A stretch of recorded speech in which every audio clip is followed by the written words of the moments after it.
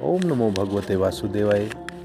पिछले 13वें अध्याय में हमने सुना था किस प्रकार से भगवान नारायण ने हंस का रूप धारण करके सनक आदि महर्षियों को साथ में ब्रह्मा जी की उपस्थिति में उन्हें उपदेश किया था, उनके प्रश्नों के उत्तर दिए थे। अब 14वें अध्याय के अंदर हम जानेंगे भक्ति योग क्या है, उसकी महिमा क्या है और ध्यान विधि क्या है, इस प्रकार से हमें ध्यान लगाना चाहिए। इन्हीं बातों पर ये अध्याय आइए श्रवण करते हैं। उद्धव जी और भगवान श्री कृष्ण जी की बातचीत। उद्धव जी ने आगे पूछा, हे श्री कृष्ण, ब्रह्मवादी महात्मा अपने कल्याण के लिए अनेकों साधन बतलाते हैं। उनमें अपनी अपनी दृष्टि के अनुसार सभी ही श्रेष्ठ हैं अथवा किसी एक की ही प्रधानता है, अर्थात जितने साधन भी भिन्न भिन्न महात्मा बतलाते हैं उनमें से जो वो बतलाते हैं क्या वो सभी श्रेष्ठ हैं या केवल किसी एक को ही श्रेष्ठ बताया गया है। हे मेरे स्वामी, आपने तो अभी अभी भक्ति योग को ही निरपेक्ष और स्वतंत्र साधन बतलाया है, क्योंकि इसी से सब ओर से आसक्ति छोड़कर मन आप में ही लग जाता है, आप में ही तन्मय हो जाता है। ऐसा सुनकर भगवान श्री कृष्ण जी कहते हैं, प्रिय उद्धव, यह वेदवाणी समय के फेर से प्रलय के अवसर पर लुप्त हो गई थी। फिर जब सृष्टि का समय आया तब मैंने अपने संकल्प से ही इसे ब्रह्मा को उपदेश किया था। इसमें मेरे भागवत धर्म का ही वर्णन है। ब्रह्मा ने अपने ज्येष्ठ पुत्र स्वयंभू मनु को उपदेश किया और उनसे भृगु, अंगिरा, मरीचि, पुलह, अत्रि, पुलस्त्य और क्रतु, इन 7 प्रजापति महर्षियों ने इसे ग्रहण किया। इसके बाद इन ब्रह्म ऋषियों की संतान देवता, दानव, गुह्यक, मनुष्य, सिद्ध, गंधर्व, विद्याधर, चारण, किन्नदेव, किन्नर, नाग, राक्षस और किम पुरुष, अर्थात मनुष्य के समान दिखाई देने वाले वानर आदि को किम पुरुष कहा गया है। इन्होंने इसे अपने पूर्वज इन्हीं ब्रह्म ऋषियों से प्राप्त किया। सभी जातियों और व्यक्तियों के स्वभाव, उनकी वासनाएं सत्व, रज और तम गुणों के कारण अलग अलग हैं। इसलिए उनमें और उनकी बुद्धि वृत्तियों में भी अनेकों भेद हैं। इसलिए वे सभी अपनी अपनी प्रकृति के अनुसार उस वेदवाणी का भिन्न भिन्न अर्थ ग्रहण करते हैं। वह वाणी ही ऐसी अलौकिक है कि उससे विभिन्न अर्थ निकालना स्वाभाविक ही है। इसी प्रकार स्वभाव भेद, अर्थात इसी प्रकार अलग अलग भेद और परंपरागत उपदेश के भेद से मनुष्यों की बुद्धि में भिन्नता आ जाती है और कुछ लोग जो बिना किसी विचार के वेद विरुद्ध पाखंड मतावलंबी हो जाते हैं। प्रिय उद्धव, सभी की बुद्धि मेरी माया से मोहित हो रही है। इसी से वे अपने अपने क्रम, संस्कार और अपनी अपनी रुचि के अनुसार आत्म कल्याण के साधन भी एक नहीं अनेकों बतलाते हैं। पहले से बताए हुए दर्शनों के अनुसार, अर्थात पूर्व मीमांसक धर्म को, साहित्याचार्य यश को, कामशास्त्री काम को, योग वेता सत्य और समदमादि को, दंड नीतिकार ऐश्वर्य को, त्यागी त्याग को और लौकिक भोग को ही मनुष्य जीवन का स्वार्थ और परम लाभ बतलाते हैं। कर्मयोगी लोग यज्ञ, तप, दान, व्रत और संयम, नियम आदि को जीवन का मुख्य उद्देश्य अर्थात पुरुषार्थ बतलाते हैं। परंतु ये सभी कर्म हैं। इनके फलस्वरूप जो भी लोक मिलते हैं वे उत्पत्ति और नाश वाले हैं। कर्मों का फल समाप्त हो जाने पर उनसे दुख ही मिलता है और सच पूछो तो उनकी अंतिम गति घोर अज्ञान ही है। उनसे जो सुख मिलता है वह तुच्छ है, नगण्य है और वे लोग भोग के समय भी असूया आदि दोषों के कारण शोक से परिपूर्ण हैं। अर्थात जब मनुष्य भोगों को भोगता है तब भी वे क्रोध आदि दोषों के कारण शौक में ही खोए रहते हैं, इसलिए इन भिन्न भिन्न साधनों के फेर में नहीं पड़ना चाहिए। प्रिय उद्धव, जो सब ओर से निरपेक्ष बेपरवाह हो गया है, किसी भी क्रम या फल आदि की आवश्यकता नहीं रखता और अपने अंतःकरण को सब प्रकार से मुझे ही समर्पित कर चुका है, परम आनंद स्वरूप मैं उसकी आत्मा के रूप में स्फुरित होने लगता हूँ। इससे वह जिस सुख का अनुभव करता है वह विषय लोलुप प्राणियों को किसी प्रकार मिल नहीं सकता।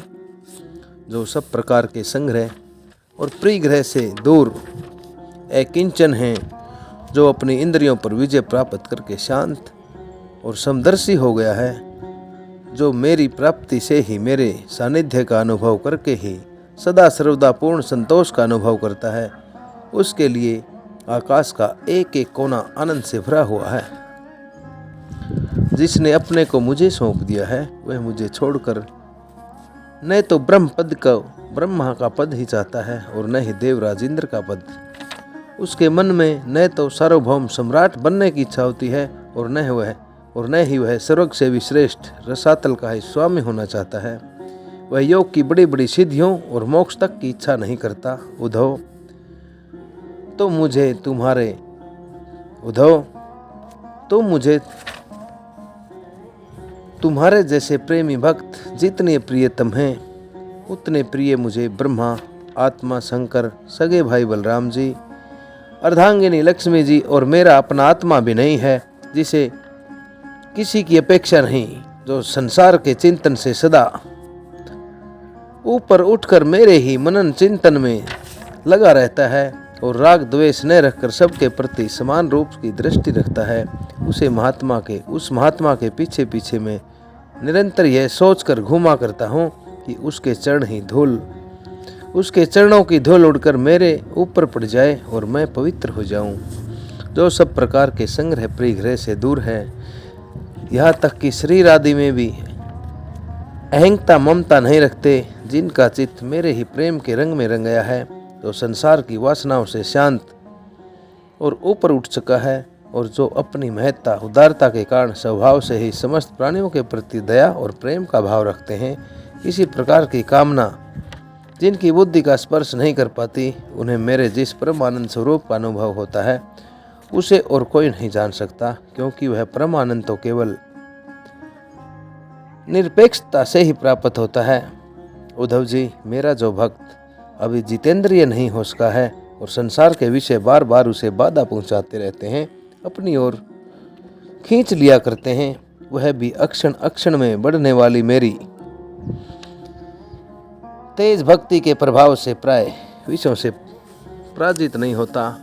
इन विषयों से वह पराजित नहीं होता है। उद्धव, जैसे धधकती हुई आग लकड़ियों के बड़े ढेर को जलाकर खाक कर देती है, ठीक वैसे ही मेरी भक्ति भी समस्त पाप राशियों को पूर्णतः जला डालती है। उद्धव, योग साधन, ज्ञान विज्ञान, धर्म अनुष्ठान, जप पाठ और तप त्याग मुझे प्राप्त कराने में उतने समर्थ नहीं हैं जितनी दिनों दिन बढ़ने वाली अन्यन प्रेममयी मेरी भक्ति। भगवान श्री कृष्ण जी उद्धव को कहते हैं कि हे उद्धव, चाहे कोई व्यक्ति योग करे, ज्ञान विज्ञान के रास्ते अपनाए, धर्म के अनुष्ठान करें, जप करें, त्याग करें, तपस्या करें, मुझे ये सब प्राप्त करने में भी उतने समर्थ नहीं हैं जितनी लगातार बढ़ने वाली अन्यन प्रेममयी मेरी भक्ति। अन्यन अर्थात अन्य न, जिस स्थान पर किसी भी अन्य के लिए कोई स्थान न हो, केवल और केवल मेरी भक्ति। भगवान श्री कृष्ण जी कहते हैं कि हे उद्धव, अन्यन भक्ति, जो लोग मेरी अन्यन भक्ति करते हैं, जो मेरी प्रेममयी भक्ति है, वो ही सर्वश्रेष्ठ भक्ति है। मैं संतों का प्रियतम आत्मा हूँ। मैं अन्यन श्रद्धा और अन्यन भक्ति से ही पकड़ में आता हूँ। मुझे प्राप्त करने का यह एक ही उपाय है। मेरी अन्यन भक्ति उन लोगों को भी पवित्र और जाति दोष से मुक्त कर देती है जो जन्म से ही चंडाल हैं।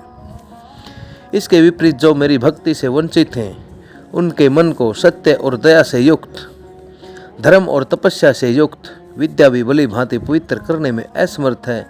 जब तक सारा शरीर पुलकित नहीं हो जाता, चित पिघलकर गदगद नहीं हो जाता, आनंद के आंसू आंखों से छलकने नहीं लगते और अंतरंग और बहिरंग भक्ति की बाढ़ में चित डूबने उतारने नहीं लगता, तब तक इसके शुद्ध होने की कोई संभावना नहीं है। जिसकी वाणी प्रेम से गदगद हो रही है, चित पिघलकर एक और बहता रहता है, एक क्षण के लिए भी रोने का तांता नहीं टूटता, परंतु जो कभी कभी खिलखिलाकर हंसने भी लगता है, कहीं लाज छोड़कर ऊंचे स्वर में गाने लगता है तो कहीं नाचने लगता है। भैया उद्धव, मेरा वह भक्त न केवल अपने को बल्कि सारे संसार को पवित्र कर देता है। जैसे आग में तपाने पर सोना मैल छोड़ देता है, निखर जाता है और अपने असली शुद्ध रूप में स्थित हो जाता है, वैसे ही मेरे भक्ति योग के द्वारा आत्मा कर्म वासनाओं से मुक्त होकर मुझको ही प्राप्त हो जाता है, क्योंकि मैं ही उसका वास्तविक स्वरूप हूँ। उद्धव जी, मेरी परम पावन लीला कथा के श्रवण कीर्तन से जो चित्त का मैल धुलता जाता है, तो उसे सूक्ष्म वस्तु के वास्तविक तत्व के दर्शन होने लगते हैं। जैसे काजल के द्वारा नेत्रों का दोष मिटने पर उसमें सूक्ष्म वस्तुओं को देखने की शक्ति आ जाती है। जो पुरुष निरंतर विषय चिंतन किया करता है, उसका चित्त विषयों में फंस जाता है, और जो मेरा स्मरण करता है उसका चित्त मुझ में लग जाता है। इसलिए तुम दूसरे साधनों और फलों का चिंतन करना छोड़ दो। मेरे अतिरिक्त और कुछ है ही नहीं। जो कुछ जान पड़ता है वह ठीक वैसा ही है जैसे स्वप्न अथवा मनोरथ का राज्य होता है। इसलिए मेरे चिंतन में तुम अपना चित्त शुद्ध रूप से लगा लो और उसे पूरी तरह से एकाग्रता में मुझ में ही लगा दो। संयमी पुरुष स्त्रियों और उनके प्रेमियों का संग दूर से ही छोड़कर पवित्र एकांत स्थान में बैठकर बड़ी सावधानी से मेरा चिंतन करे। प्यारे उद्धव, स्त्रियों के संग से और स्त्री संगियों के लंपटों के संग से पुरुष को जैसे क्लेश और बंधन में पड़ना पड़ता है, वैसा क्लेश और फसावट किसी और के भी संग से नहीं होता। दूसरे किसी भी प्रकार के संग से ऐसा क्लेश और फसावट नहीं होती। उद्धव जी ने आगे पूछा, हे श्याम सुंदर, आप कृपा करके यह बतलाइए कि मोक्ष चाहने वाले मुमुक्षु पुरुष आपका किस प्रकार से, किस रूप से और किस भाव से ध्यान किया करें। भगवान श्री कृष्ण जी कहते हैं कि उद्धव, जो न तो बहुत ऊंचा हो और न बहुत नीचा हो, ऐसे आसन पर अपने शरीर को सीधा रखकर आराम से बैठ जाए। हाथों को अपनी गोद में रखे और दृष्टि अपनी नासिका के अग्रभाग पर जमा ले। इसके बाद पूरक कुंभक और रेचक अर्थात सांस भरना, सांस को रोकना और श्वास को छोड़ना, तथा फिर रेचक, कुंभक और पूरक,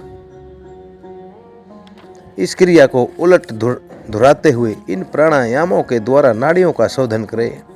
प्राणायाम का अभ्यास धीरे धीरे बढ़ाना चाहिए और इसके साथ साथ इंद्रियों को जीतने का भी अभ्यास करना चाहिए। हृदय में कमल की नाल के समान, पतले सूत के समान ओंकार का चिंतन करें। प्राण के द्वारा उसे ऊपर ले जाए और उसमें घंटा नाद के समान स्वर शिथिर करे। उस स्वर का तांता टूटने नहीं पाए। इस प्रकार प्रतिदिन 3 समय 10-10 बार ओंकार सहित प्राणायाम का अभ्यास करें। ऐसा करने से 1 महीने के अंदर ही प्राणवायु वश में हो जाता है। इसके बाद ऐसा चिंतन करें कि हृदय एक कमल है, वह शरीर के भीतर इस प्रकार स्थित है मानो उसकी डंडी तो ऊपर की ओर है और मुंह नीचे की ओर। अब ध्यान करना चाहिए कि उसका मुख ऊपर की ओर होकर खिल गया है, उसकी 8 पंखुड़ियां हैं और उनके बीचों बीच पीली पीली अत्यंत सुकुमार कर्णिका अर्थात गद्दी है। कर्णिका पर क्रमशः सूर्य, चंद्रमा और अग्नि को स्थापित करना चाहिए। उसके बाद अग्नि के अंदर मेरे इस रूप का स्मरण करना चाहिए। यह मेरा यह स्वरूप ध्यान के लिए बड़ा ही मंगलकारी है। मेरे अंगों का गठन बड़ा ही सुडौल है, रोम रोम से शांति टपकती है। मुख कमल अत्यंत प्रफुल्लित और सुंदर है। घुटनों तक लंबी 4 मनोहर भुजाएं हैं। बड़े ही सुंदर और मनोहर गर्दन है। मरकत मणि के समान सुस्निग्ध कपोल हैं। मुख पर मंद मंद मुस्कान की अनोखी छटा है। दोनों ओर के कान बराबर हैं और उनमें मकराकृत कुंडल अर्थात मछली के आकार के समान कुंडल झिलमिल झिलमिल कर रहे हैं। वर्षाकालीन बादल के समान काले शरीर पर पीताम्बर अर्थात पीला कपड़ा फहरा रहा है। श्री वक्ष एवं लक्ष्मी जी का चिन्ह है। वक्ष स्थल पर छाती के भाग पर दाएं और बाएं विराजमान है।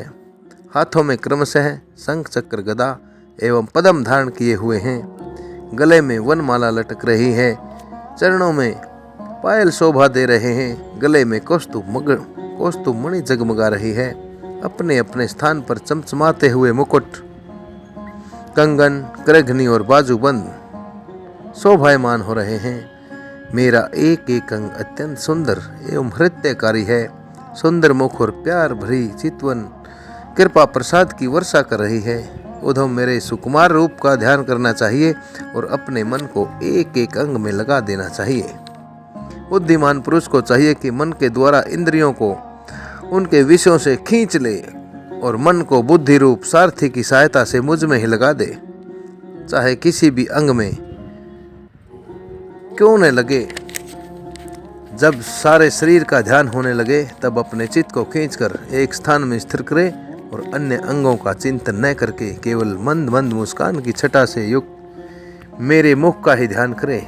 जब चित्त मुख अरविंद में ठहर जाए अर्थात मेरे मुख पर ठहर जाए तब उसे वहां से हटाकर आकाश में स्थिर करे। उसके बाद आकाश का चिंतन भी त्याग कर मेरे स्वरूप में आरूढ़ हो जाए और मेरे सिवा किसी भी वस्तु का चिंतन न करे। जब इस प्रकार चित्त समाहित हो जाता है तब जैसे एक ज्योति दूसरी ज्योति से मिलकर एक हो जाती है, वैसे ही अपने में मुझे और मुझ सर्वात्मा में अपने को अनुभव करने लगता है।